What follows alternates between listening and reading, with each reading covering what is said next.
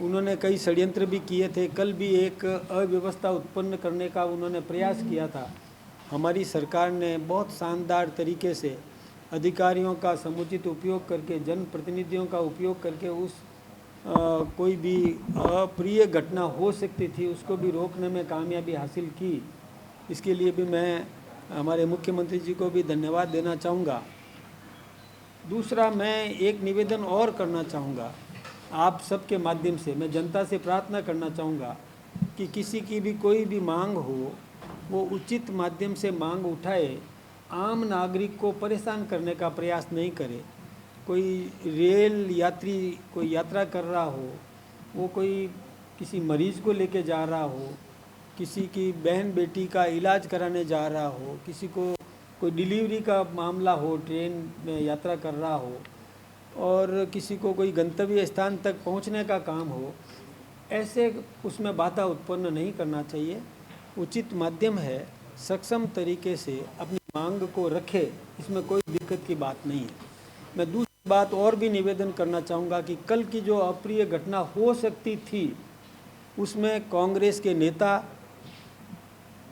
उनको भी अपने भाइयों से प्रार्थना करना चाहिए था, चाहे सचिन पायलट जी को प्रार्थना करना चाहिए था कि ऐसा कोई भी काम मत करो, रेल रोकने जैसा काम मत करो। उन्होंने स्टेटमेंट नहीं दिया, ये दुर्भाग्यपूर्ण है।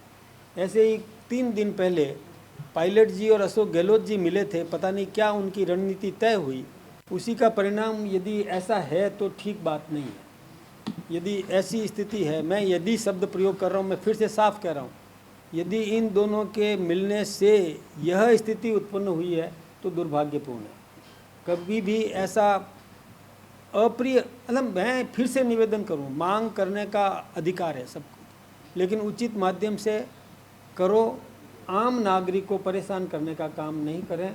और कोई भी ऐसे कोई प्रोवोक करने का प्रयास करे, किसी को और उग्र करने की कोशिश करे, ये दुर्भाग्यपूर्ण। क्या लगता है कि अशोक गहलोत और सचिन पायलट की मुलाकात की कहीं ना कहीं सुधार आंदोलन से जुड़ी? मैंने यदि शब्द इसीलिए प्रयोग किया कि यदि उसका दुष्परिणाम है तो दुर्भाग्यपूर्ण है। पर अध्यक्ष जी, आपकी अप्रिय जो घटना आप कह रहे हो, ये अप्रिय घटना के लिए जो भीड़ जुटाने का काम था, ये तो आप ही के कैंडिडेट के द्वारा किया गया। आप नहीं, वो निकल गए थे समझौता करके, बातचीत करके और शांतिपूर्वक निकल गए थे, उसके बाद में हुआ। वो तो आप भी जानते हो, मेरे कहने से नहीं, आप सबको पता है, आप सब जागरूक पत्रकार हैं, आप समाचार जगत के आप प्रहरी हैं, तो आपको सबको पता है कि कब ये घटना हुई, उसके निकलने के बाद ये घटना हुई। ये ठीक बात नहीं है। उन्होंने पहले सरकार से बातचीत नहीं हुई, आपके स्तर पर हुई ना, बात हो गई, समझौता हो गया, ख़त्म हो गया, उसके बाद घटना क्यों करी?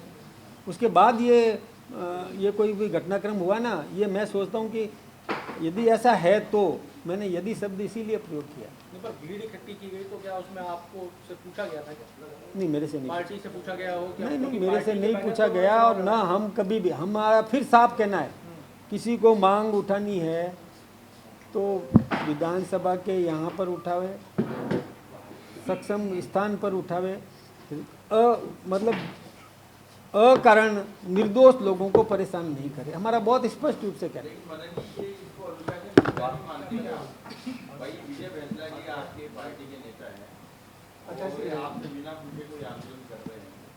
नहीं, मैं देखिए इस मामले में मैं इसलिए नहीं पढ़ता कि कोई सामाजिक मांग उठाता है कोई भी व्यक्ति, तो मैं, लेकिन स्थान चयन ये जैसे विधानसभा के सामने करो और कहीं भी करो, ये समझ में आता है, कलेक्ट्रेट पे करो और कोई सार्वजनिक स्थान, हॉल, मैदान ले लो, हॉल ले लो, लेकिन अकारण किसी राहगीर को परेशान करना ये ठीक बात नहीं है। पर उनके बयान आए निरंतर, उन्होंने कहा कि अब कोई वार्ता नहीं होगी, अब सरकार से बात करने नहीं जाएंगे, सरकार हम तक आए। मैं उसका जो भाषण दिया उसमें भी कहा कि जब आप किसी राजनीतिक दल से जुड़े होते हैं तो मजबूर होते हैं। नहीं, ये व्यक्तिगत बात है, हमारी पार्टी से कोई लेने देना नहीं है।